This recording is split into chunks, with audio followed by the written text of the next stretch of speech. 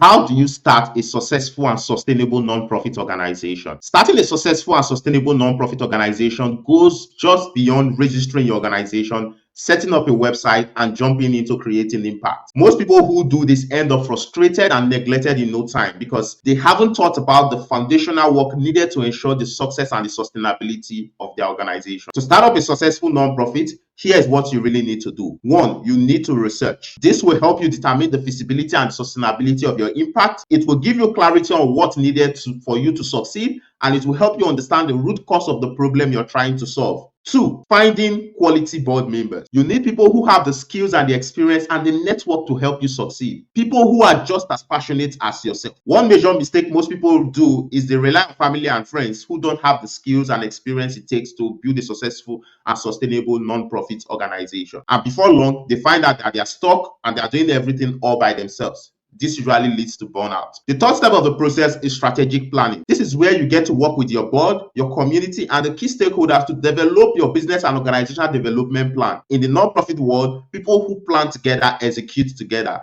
So this planning process helps you design your programs, it helps you create your fundraising plan, helps you determine the partnerships you need, marketing, team building, and determine exactly the kind of organization you want to build. So you can see why this part of the process is very important. The fourth step of the process is registration. This is where you get to file for your article of incorporation within your state, apply for your employee identification number, and lastly, file for your 501c3 tax exemption status. You're going to need your conflict of interest statement, bylaws, financial management templates, and the likes for you to pass through this process. The fifth step of the process is branding. This is where you get to pick your logo, your marketing materials, your website, your social media handles, fundraising materials, all the resources that are necessary to create impact, raise money, and build your organization. And then lastly, you get to execution. Execution is where the tire majorly hits the road. You start by running your programs, trying to raise money, and actually trying to build your organization.